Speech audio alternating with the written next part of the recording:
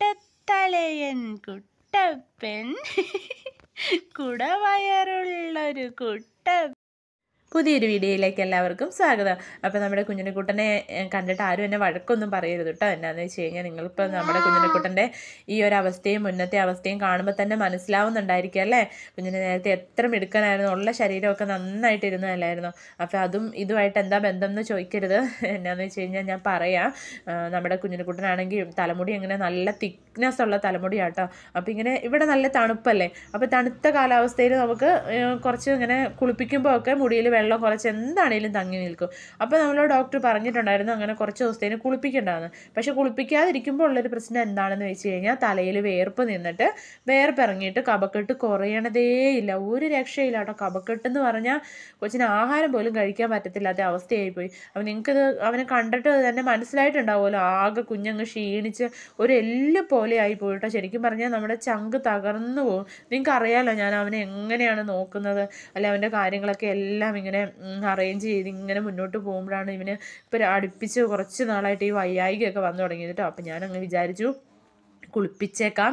അപ്പോൾ കുളിപ്പിക്കുന്നതിനും ഈ മുടി മൊത്തത്തിൽ അങ്ങ് കളഞ്ഞേക്കാം. മുടിയല്ലേ, അത് നീണ്ടു വരും. ശരിക്കും പറഞ്ഞാൽ കുഞ്ഞുണിക്ക് മുടി ഉള്ളത് ഭംഗിയാണ് കേട്ടോ. മുടി പോയാലും നല്ലതാ, പക്ഷെ മുടി പോകുമ്പോൾ അവൻ്റെ തല ഒരിത്തിരി വലുതുപോലെ തോന്നും. കാരണം ശരീരം അങ്ങോട്ട് ഒട്ടും ഇല്ലാണ്ടായി. പിന്നെ അവനിങ്ങനെ വയ്യായികയൊക്കെ പോലെയൊക്കെ ഒരു ഫീല് തോന്നും കേട്ടോ. അങ്ങനെ ഇന്നത്തെ വീഡിയോ ശരിക്കും ഒരു റിക്വസ്റ്റഡ് വീഡിയോ ആണ് കേട്ടോ. അതെന്നാന്ന് ഞാൻ പറയാം. അത് പറയുന്നതിന് മുമ്പ് ഞാൻ വേറൊരു കാര്യം നിങ്ങളുടെ അടുത്ത് പറയട്ടെ. നമ്മുടെ കുഞ്ഞിനെക്കുട്ടനാണ് ഇവിടെ ഇരുന്നിട്ട് ഭയങ്കര സന്തോഷമാട്ടോ, ഊഞ്ഞാലാടിക്കൊണ്ടിരിക്കുക. അപ്പോൾ ഞാനിത് റെക്കോർഡ് ചെയ്തപ്പോൾ അവന് ഊഞ്ഞാലിരുത്തി ഇങ്ങനെ ഊഞ്ഞാലാട്ടിക്കൊണ്ടിരിക്കുക. അല്ലെങ്കിൽ ഇഷ്ടപ്പെടില്ല നമ്മൾ അവനെ ശ്രദ്ധിക്കാതെ ഇങ്ങനെയുള്ള കാര്യങ്ങളൊക്കെ ചെയ്തുകൊണ്ടിരുന്നുണ്ടെങ്കിൽ കുഞ്ഞിനെനിക്ക് ദേഷ്യം വരും. അപ്പോൾ അവന് ഇഷ്ടമുള്ള കാര്യങ്ങൾ ചെയ്തുകൊണ്ട് എനിക്കിതങ്ങ് ചെയ്യാമല്ലോ എന്ന് വിചാരിച്ചിട്ടാണ്. അപ്പോൾ ഇടയ്ക്കിടയ്ക്ക് അവൻ്റെ ചിരിയും കളിയൊക്കെ നിങ്ങൾക്ക് കേൾക്കാം. ഞാൻ പറയാൻ വന്നത് എന്താണെന്ന് വെച്ച് കഴിഞ്ഞാൽ നമ്മുടെ കുഞ്ഞിനെക്കുട്ടിന് വേണ്ടിയിട്ട് വാട്സപ്പിൽ ഒത്തിരി അമ്മമാർ എനിക്കിങ്ങനെ ഇവന് വയ്യാണ്ടായതിനു ശേഷം കാര്യങ്ങൾ അന്വേഷിക്കുക, അവനെ ഓരോരോ കാര്യങ്ങൾ ചെയ്തു കൊടുക്കാനൊക്കെ പറഞ്ഞിട്ട് മെസ്സേജൊക്കെ അയക്കുന്നുണ്ട് കേട്ടോ. അപ്പോൾ എനിക്കിങ്ങനെ പെട്ടെന്ന് ഇങ്ങനെ റിപ്ലൈ കൊടുക്കുമ്പോൾ ഓരോരുത്തരായിട്ട് എടുത്തെടുത്ത് ഇങ്ങനെ പറയാറുണ്ട്. എങ്കിലും ഞാൻ വീഡിയോയിൽ പറയുകയാണ്. അവരോടൊക്കെ ഒരുപാട് നന്ദി അറിയിക്കുകയാണ് കേട്ടോ.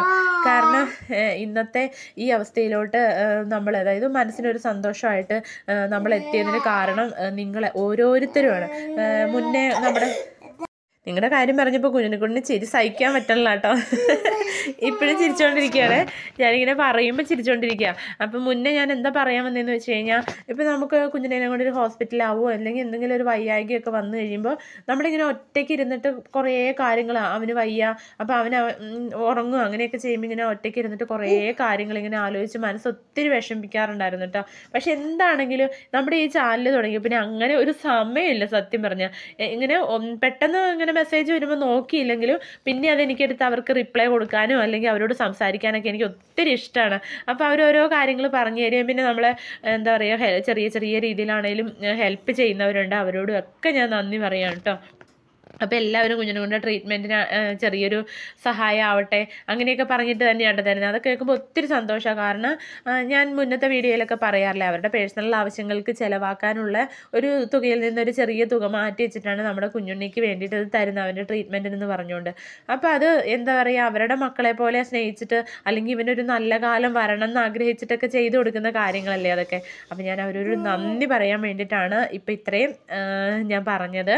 അപ്പോൾ ഞാൻ ഇനി പറയാൻ പോകുന്നത് നിങ്ങളിൽ പലർക്കും അറിയാതിരിക്കാം. അപ്പോൾ അറിയാവുന്നവരാണെങ്കിൽ ഫുള്ള് കാണുമൊന്നും വേണ്ട കേട്ടോ, സ്കിപ്പ് ചെയ്ത് പോകുക. കാരണം എല്ലാവർക്കും ഓരോരോ തിരക്കും കാര്യങ്ങളൊക്കെ ഉള്ളതല്ലേ. അപ്പം നമ്മളൊരു 1000 സബ്സ്ക്രൈബർ ആവുന്നതിന് മുന്നെയാണ് നമ്മുടെ ഒരു ലൈഫ് സ്റ്റോറി എന്ന് പറയാം, ഒരു പ്രഗ്നൻസി സ്റ്റോറി അങ്ങനെയുള്ള കാര്യങ്ങളൊക്കെ പറഞ്ഞു പോയിട്ടുണ്ടായിരുന്നു. പക്ഷേ അത് കേൾക്കുമ്പോൾ എനിക്ക് തന്നെ ഇപ്പോൾ ചിരി വരും കേട്ടോ.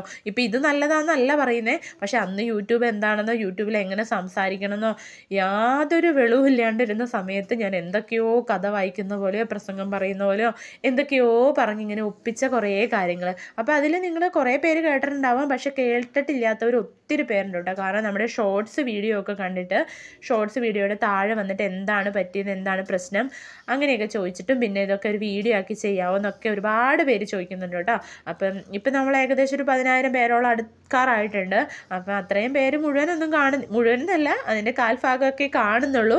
എങ്കിലും ഈ വന്നു ചേർന്നവരിൽ 1-2 അല്ലെങ്കിൽ ഒരു കുറച്ച് ആളുകൾ ഉണ്ടാവുമല്ലോ, അപ്പോൾ അവർക്കും കൂടി അറിയാൻ വേണ്ടിയിട്ടാണ് ഞാൻ ഈ പറയുന്നത്. ഞാൻ ശരിക്കും ഇതൊരു പാർട്ടായിട്ട് ചെയ്യണമെന്ന് തരാമെന്ന് വിചാരിക്കുന്നുണ്ട്. ഓരോ ദിവസം നിങ്ങൾക്ക് കുഞ്ഞിനെക്കൂടിൻ്റെ കാര്യങ്ങളൊക്കെ പറഞ്ഞു തരികയും അതിൻ്റെ കൂട്ടത്തിൽ ഇങ്ങനെയുള്ള കാര്യങ്ങളും കൂടി ഒന്ന് പറഞ്ഞു പോകാമെന്ന് വിചാരിക്കുന്നുണ്ട് കേട്ടോ. അപ്പം അങ്ങനെ ചെയ്യണ്ട എന്ന് ആണ് നിങ്ങൾ പറയുന്നതെങ്കിൽ ഞാനത് കേൾക്കാനും തയ്യാറാണ് കേട്ടോ. കാരണം അങ്ങനെ നമ്മൾ വീണ്ടും വീണ്ടും റിപ്പീറ്റായിട്ടൊരു കാര്യങ്ങൾ പറഞ്ഞ് നമ്മൾ മുന്നേ കേട്ടവർ തന്നെയാണ് നമ്മുടെ വീഡിയോ, എനിക്കങ്ങനെ അറിയില്ലല്ലോ ആരൊക്കെയാണ് കാണുന്നത് കാണാത്തതെന്ന്. അപ്പം നിങ്ങൾ തന്നെയാണ് വീണ്ടും വീണ്ടും കാണുന്നതെങ്കിൽ ഒന്ന് കമൻറ്റ് ഇട്ടോളൂ കേട്ടോ. അപ്പം അത് അറിയാൻ പറയണ്ടെന്നൊന്ന് പറഞ്ഞേക്കും. അപ്പം പിന്നെ ഞാനത് പറയേണ്ട കാര്യമില്ല. അപ്പോൾ പുതുതായിട്ട് വന്ന് നമ്മുടെ ആ കമൻറ്റ് ഇടുന്നവർക്ക് വേണ്ടിയിട്ടാണ് ഞാൻ ശരിക്കും പറയണമെന്ന് ഉദ്ദേശിച്ചത്. അപ്പോൾ അവരാരും കാണുന്നില്ലെങ്കിൽ ഒന്ന് പറഞ്ഞേക്കൂട്ടോ. ഇന്ന് ജലദോഷമൊന്നും ഒട്ടും കുറഞ്ഞിട്ടില്ല, ഭയങ്കര മൂക്കടപ്പും പ്രശ്നങ്ങളൊക്കെ തന്നെയാണ്. അപ്പം ഞാൻ പറയാൻ വന്നത് എന്താണെന്ന് വെച്ച് കഴിഞ്ഞാൽ, നമ്മുടെ തമ്പുരുക്കുട്ടൻ ഒരു 7 വയസ്സ് കഴിഞ്ഞ സമയത്താണ് നമ്മുടെ കുഞ്ഞിനുക്കുട്ടനുണ്ടാവുന്നത്. അത്രയും ഡിഫറൻസ് വന്നത് എന്താണെന്ന് വെച്ച് കഴിഞ്ഞാൽ, സത്യം പറഞ്ഞാൽ എനിക്കാണെങ്കിൽ ഈ തമ്പുരുക്കുട്ടനാണ് ഉണ്ടായ സമയത്ത് നമുക്കിങ്ങനെ ആദ്യത്തെ വാവ ഉണ്ടാകുമ്പോൾ ഭയങ്കര ഓവർ കെയറിങ്ങും കാര്യങ്ങളൊക്കെ അല്ലേ. അന്നേരം എപ്പോഴും മനസ്സിലിങ്ങനെ തോന്നിക്കൊണ്ടിരുന്ന കാര്യം, ഇനി ഒരു വാവ ഉണ്ടായി കഴിഞ്ഞിട്ടുണ്ടെങ്കിൽ തമ്പുരുക്കുട്ടനോടുള്ള ഇഷ്ടം ഇങ്ങനെ കുറഞ്ഞു പോവോ, അങ്ങനെയൊക്കെ ഒരു ടെൻഷനായിരുന്നു കേട്ടോ ആദ്യത്തെ സമയത്ത്. പക്ഷെ നമ്മൾ പിന്നീട് കുറച്ച് എന്താ പറയുക, ഒരു 3-4 വയസ്സൊക്കെ ആയപ്പോഴത്തേന് നമ്മൾ കൊച്ചിൻ്റെ കാര്യങ്ങൾ എല്ലാം നന്നായിട്ട് മുന്നോട്ട് പോകണം. അപ്പോൾ അടുത്തൊരാളും കൂടി വന്നു കഴിയുമ്പോൾ നമ്മളെ കൊണ്ടത് താങ്ങാൻ പറ്റിയില്ലെങ്കിലോ, അങ്ങനെയൊക്കെ ഒരു ചിന്ത വന്നു കേട്ടോ. കാരണം നമ്മൾ എന്താ പറയുക, ഇൻഡിപെൻഡൻ്റ് ആയിട്ട് ജീവിക്കാനായിട്ട് ആഗ്രഹിക്കുന്ന ആളുകളാണ് ഇപ്പോഴും. മറ്റാരുടെയും സഹായം ഇല്ലാതെ തന്നെ നമ്മുടെ കാര്യങ്ങൾ മുന്നോട്ട് കൊണ്ടുപോകണമെന്ന് ആഗ്രഹിക്കുന്നവരാണ്. അപ്പോൾ ഒരാളും കൂടി വന്നിട്ടുണ്ടെങ്കിൽ ചിലപ്പോൾ നമുക്കത് താങ്ങാൻ പറ്റാണ്ട്, ജീവിത ചിലവുകൾ താങ്ങാൻ പറ്റാണ്ട് വന്നാലോ, അങ്ങനെയൊക്കെ ഒരു ചിന്ത ഉള്ളിലുണ്ടായിട്ടോ. അപ്പോൾ എപ്പോഴും തമ്പുരുക്കുട്ടൻ്റെ അംഗൻവാടിയിലെ ടീച്ചർ എൻ്റെ അടുത്ത് പറയായിരുന്നു, മോളെ സമയം വൈകുന്ന അനുസരിച്ച് ബുദ്ധിമുട്ടുകൾ കൂടി വരും, അപ്പം നിങ്ങൾ എന്താണ് അത് ആലോചിക്കാത്തത്, അപ്പോൾ അടുത്ത വാവ എത്രയും പെട്ടെന്ന് ആവണം എന്നൊക്കെ ഇങ്ങനെ പറഞ്ഞു തരുമായിരുന്നു കേട്ടോ. അപ്പോൾ ഞാൻ പറയും, ഇല്ല ടീച്ചറെ, ഒന്ന് സെറ്റിലായിട്ടേ ഉള്ളൂ, കാരണം ഒരാളും കൂടി വന്നു കഴിഞ്ഞാൽ അവരെ ബുദ്ധിമുട്ടിപ്പിക്കണ്ടല്ലോ എന്നൊക്കെ ഇങ്ങനെ പറയുമായിരുന്നു കേട്ടോ. അപ്പോൾ ഞാനിത് തുടക്കം തൊട്ട് ഇങ്ങനെ പറയണത് നമ്മുടെ ഒരു ലൈഫ് സ്റ്റോറി എന്ന രീതിയിൽ തന്നെയാണ് ഞാൻ പറഞ്ഞു പോകുന്നത്. നമ്മുടെ കുഞ്ഞിനുക്കുട്ടൻ ഉണ്ടായതിന് ശേഷവും അതിന് മുന്നേ ഉള്ള കാര്യങ്ങളും നിങ്ങൾ അറിയണമെന്ന് എനിക്കൊരു ആഗ്രഹമുണ്ട്, അതുകൊണ്ടാട്ടോ ഇങ്ങനെ പറഞ്ഞു പോകുന്നത്. അപ്പം അങ്ങനെ നമ്മൾ അങ്ങനെ ഒരു കുട്ടി ഉണ്ടാവുന്നതിനെക്കുറിച്ച് ചിന്തിച്ചിട്ടേ ഉണ്ടായിരുന്നില്ല. പക്ഷേ തമ്പുരാന് ഒരു 7 വയസ്സൊക്കെ ആയപ്പോഴത്തേനും പിന്നെ ഞങ്ങൾക്കും തോന്നാൻ തുടങ്ങി. കാരണം ഒരുപാട് ഇങ്ങനെ ഡിഫറൻസ് വന്നിട്ടുണ്ടെങ്കിൽ, അതായത് പ്രായം കൂടി വരികയാണ്, അപ്പോൾ നമുക്ക് ഹെൽത്ത് ഇഷ്യൂസ് വരാം, അങ്ങനെയുള്ള കാര്യങ്ങളൊക്കെ വരാമല്ലോ. അപ്പോൾ പിന്നെ ഞങ്ങൾ അങ്ങനെ ചിന്തിച്ചു തുടങ്ങി കേട്ടോ. അപ്പോൾ തമ്പുരു 1-ാം ക്ലാസ്സിലൊക്കെ പഠിച്ച സമയത്താണെന്ന് എനിക്ക് തോന്നുന്നു ഞാൻ കൺസീവ് ആയത്. അതിനുശേഷം ഒരു 2-ാം ക്ലാസ്സിലെത്തിയപ്പോഴത്തേക്കുമാണ് കുഞ്ഞിനുക്കുട്ടൻ ഉണ്ടാവുന്നത് കേട്ടോ. അപ്പോൾ കുഞ്ഞിനുക്കുട്ടൻ ഉണ്ടാവുന്നതിന് മുമ്പ് നമ്മൾ ഭയങ്കര സന്തോഷകരമായിട്ട്, അതായത് ആ പ്രഗ്നൻസി സമയം ഭയങ്കര ഹാപ്പിയാണെന്നൊന്നും പറയാൻ പറ്റില്ല. അപ്പോഴും നമുക്ക് മനസ്സിന് നല്ല ബുദ്ധിമുട്ടുകളൊക്കെ ഉണ്ടായിരുന്നു. കാരണം ഞാനിത് പറയാൻ കാരണം, നമ്മൾ ഹോസ്പിറ്റലിൽ ചെല്ലുമ്പോൾ എല്ലാ ഡോക്ടേഴ്സും ചോദിക്കാറുണ്ട് പ്രഗ്നൻസി ടൈമിൽ എങ്ങനെയായിരുന്നു എന്ന്. അപ്പോൾ ഇത് നമ്മുടെ ഇങ്ങനെയുള്ള മക്കളുടെ അമ്മമാരോ അല്ലെങ്കിൽ ഇനി പ്രഗ്നൻസി ആയിട്ടിരിക്കുന്നവരോ ആരെങ്കിലും കേൾക്കുന്നുണ്ടെങ്കിൽ അവർക്കും കൂടി മനസ്സിലാവാൻ വേണ്ടിയിട്ടാണ് കേട്ടോ ഞാനിതൊക്കെ ഇങ്ങനെ വ്യക്തമായിട്ട് പറയുന്നത്. അപ്പോൾ ഞാനിങ്ങനെ കുഞ്ഞിനെ വയറ്റിലായിരുന്ന സമയത്തൊക്കെ ചെറിയ ചെറിയ വിഷമങ്ങളൊക്കെ വരുമ്പോഴാണെങ്കിലും പെട്ടെന്ന് ഇങ്ങനെ വല്ലാതെ കരയാനൊക്കെ തോന്നുമായിരുന്നു. വല്ലാത്തൊരു ഡിപ്രഷൻ പോലെയൊക്കെ ഇങ്ങനെ മനസ്സിലൊരു ആ സമയത്തുണ്ടായിരുന്നു കേട്ടോ. തുറന്ന് പറയുന്നതിൽ എന്താ പറയുക, ഞാൻ ഡോക്ടറിൻ്റെ കാര്യവും ഹോസ്പിറ്റലിൻ്റെ കാര്യവും ഒക്കെ ഞാൻ തുറന്ന് പറയണമെന്ന് വിചാരിക്കുന്നുണ്ട്. കാരണം നമ്മൾ ഇത്രയും കഷ്ടപ്പെട്ട് ജീവിക്കുമ്പോൾ അത്ര വലിയ തെറ്റ് ചെയ്ത് അവരെ ഇങ്ങനെ ഒതുക്കി വെക്കണമെന്ന് ഞാനിപ്പോൾ ആഗ്രഹിക്കുന്നില്ല കേട്ടോ. അപ്പോൾ അതൊക്കെ ഞാൻ അടുത്തടുത്ത ദിവസങ്ങളിലെ വീഡിയോയിൽ പറയണമെന്ന് വിചാരിക്കുന്നുണ്ട്. നിങ്ങൾ പറയുന്ന പോലെ ഞാൻ പറയും. അങ്ങനെ നമ്മുടെ മനസ്സിൽ എന്താ പറയുക, ടെൻഷനും സങ്കടവും സന്തോഷവും ഒക്കെ കൂടിക്കലർന്നൊരു സമയം. എല്ലാ കുടുംബത്തിലും ഉണ്ടാവുമല്ലോ ഓരോരോ പ്രശ്നങ്ങൾ, അല്ലെങ്കിൽ നമുക്ക് എല്ലാ മനുഷ്യർക്കും ഉണ്ടാവില്ലേ ഓരോരോ പ്രശ്നങ്ങൾ മനസ്സിൻ്റെ ഉള്ളിൽ. അത്രയൊക്കെ തന്നെയുള്ളൂ കേട്ടോ. അല്ലാതെ ഇങ്ങനെ ഭയങ്കര ഭീമാകരമായ അവസ്ഥയൊന്നും അല്ല ഞാൻ പറയുന്നെങ്കിലും ഞാൻ പറയുമായിരുന്നു. ഇപ്പോൾ നമ്മളിപ്പോൾ ഫോണിലൊക്കെ കാണാറില്ല ഇങ്ങനെ ഓരോ പ്രഗ്നൻസി ടൈമിൽ ഭയങ്കര ഹാപ്പി ആയിട്ട് സന്തോഷമായിട്ട് ജീവിക്കുന്ന കപ്പിൾസിനെയൊക്കെ. അങ്ങനെ അല്ലായിരുന്നു എന്നാട്ടോ ഞാൻ പറഞ്ഞത്. അന്നേരം ഇനിയിപ്പോൾ കുഞ്ഞിനുക്കുട്ടൻ്റെ ആ ഒരു ഇങ്ങനെയുള്ള കാര്യങ്ങൾ വന്നു ചേർന്നത് ഒരു പക്ഷേ അതുകൊണ്ടായിരിക്കാം എന്നുകൂടി ഡോക്ടേഴ്സ് എൻ്റെ അടുത്ത് പറഞ്ഞിട്ടുണ്ട് കേട്ടോ. അപ്പോൾ എനിക്ക് അറിയില്ല എന്താണെന്നൊന്നും. എന്താണേലും ഞാൻ പറയുന്ന ഇനിയുള്ള കാര്യങ്ങൾ കേട്ടിട്ട് നിങ്ങൾ പറയണം. നമ്മുടെ നിങ്ങൾക്ക് മനസ്സിലാവും, പറയണം എന്നല്ല, നിങ്ങൾക്ക് മനസ്സിലാവും ഓരോ കാര്യങ്ങളും. അപ്പം ഞങ്ങൾ കൺസീവ് ആയ സമയത്ത് ഇവിടെ നമ്മുടെ അടുത്ത് തന്നെ ഒരു ഹോസ്പിറ്റലിലാട്ടോ നമ്മൾ കണ്ടുകൊണ്ടിരുന്നത്. അപ്പോൾ നമ്മുടെ തമ്പുരു അവിടെ തന്നെയായിരുന്നു. ഡെലിവറി സമയത്ത് മാത്രമാണ് അവിടെ പോയത് തമ്പുരുവിനെ കൊണ്ട്. അതുവരെ നമ്മൾ ഗവൺമെൻറ് ഹോസ്പിറ്റലിലാണ് കാണിച്ചത്. അപ്പോൾ നമ്മൾ ഡെലിവറി ആവണ സമയത്ത് ഈ ഗവൺമെൻറ് ഹോസ്പിറ്റലിൽ ഹോസ്പിറ്റലിൽ ചെന്നപ്പോൾ നമ്മൾ തമ്പുരുവിനെ നോക്കുന്ന ഡോക്ടർ ലീവായിരുന്നു കേട്ടോ. അപ്പോൾ ആ നേഴ്സുമാർ വളരെ മോശമായിട്ട് നമ്മുടെ അടുത്ത് ഇടപെട്ടത്. അപ്പോൾ എനിക്ക് ഗവൺമെൻറ് ഹോസ്പിറ്റൽ എന്ന് പറയുന്നത് അല്ലെങ്കിൽ തന്നെ പേടിയാണ്, കാരണം എൻ്റെ ചേച്ചിയുടെ ഡെലിവറി അവിടെയാണ് നടന്നത്. അപ്പോൾ ആ നേഴ്സുമാരുടെയൊക്കെ ഒരു ഇടപെടലൊക്കെ വല്ലാത്തൊരു നമുക്കൊരു സന്തോഷം തരില്ലാത്തൊരു അന്തരീക്ഷം കേട്ടോ ലേബർ റൂമിൻ്റെ ഉള്ളിൽ. അപ്പോൾ എനിക്ക് തമ്പുരുവിൻ്റെ ആ ഒരു സമയമായപ്പോഴത്തേനും കറക്റ്റ് നമ്മൾ കുഞ്ഞിനെക്കുട്ടനെ ആദ്യ സമയത്ത് കാണിച്ച ഹോസ്പിറ്റലിലേക്ക് എന്തുകൊണ്ടോ ദൈവത്തിൻ്റെ അനുഗ്രഹം കൊണ്ട് പോകാൻ പറ്റി കേട്ടോ. അപ്പോൾ എനിക്ക് എൻ്റെ ആ ഒരു ഡെലിവറി ടൈമൊക്കെ ഓർക്കുമ്പോൾ ഇപ്പോഴും സന്തോഷമാണ്. കാരണം ആ ലേബർ റൂമിൽ ഒരുപാട് ബുദ്ധിമുട്ടുള്ളൊരു പ്രസവമായിരുന്നു കേട്ടോ. തമ്പുരുവിൻ്റെ ആണെങ്കിലും തമ്പുരുവിന് ഓവർ വെയിറ്റ് ആയിരുന്നു. അന്നേരം ഒരു സിസ്റ്റർ എൻ്റെ കൈ പിടിച്ച് നേരം വെളുക്കുവോളം എന്നെ ആശ്വസിപ്പിച്ചും കർത്താവിൻ്റെ എന്താ പറയുക അവരുടെ സ്തുതി പറഞ്ഞും ഒക്കെ ഇങ്ങനെ അടുത്ത് തന്നെ ഉണ്ടായിരുന്നു. അതൊക്കെ ഓർക്കുമ്പോൾ എനിക്കിപ്പോൾ ഒത്തിരി സന്തോഷമാണ് ഈ തമ്പുരുവിൻ്റെ ആ ഒരു ഡെലിവറി ടൈം കേട്ടോ. അപ്പോൾ ഞാനിത് ഇങ്ങനെ തുറന്ന് പറയാൻ കാരണം എൻ്റെ അടുത്ത് ഇങ്ങനെ നമ്മുടെ എല്ലാവരും ചോദിച്ചിട്ടുണ്ട് ഗവൺമെൻറ് ഹോസ്പിറ്റലിൽ പോയാൽ എന്തായിരുന്നു എന്നൊക്കെ ചോദിച്ചിട്ടുണ്ട്. അപ്പോൾ എനിക്ക് ഒരിക്കലും ആ സന്തോഷം ഗവൺമെൻറ് ഹോസ്പിറ്റലിൽ പോയാൽ കിട്ടില്ലായിരുന്നു കേട്ടോ. അപ്പോൾ അത് ഞാൻ പറഞ്ഞതേ ഉള്ളൂ. അപ്പം നമ്മൾ ആ ഹോസ്പിറ്റലിൽ തന്നെ എന്നാൽ കുഞ്ഞിനും വേണ്ടിയിട്ട് അവിടെ പോകാമെന്നൊക്കെ വിചാരിച്ചിട്ട് ഒരു 5 മാസത്തോളം നമ്മൾ അവിടെ ഒരു ഡോക്ടറെ നമ്മൾ കണ്ടു കേട്ടോ. അപ്പോൾ 5-ാം മാസത്തിലാണ് ആ ഡോക്ടറിന് ഒരു കയ്യബദ്ധം വന്ന്, അത് ശരിക്കും ആ ഡോക്ടറിൻ്റെ കയ്യബദ്ധം തന്നെയായിരുന്നു കേട്ടോ. ഒരു പെൺകുട്ടി പ്രസവത്തെ തുടർന്ന് അവിടെ ബ്ലീഡിങ് ഉണ്ടായിട്ട് മരിച്ചു.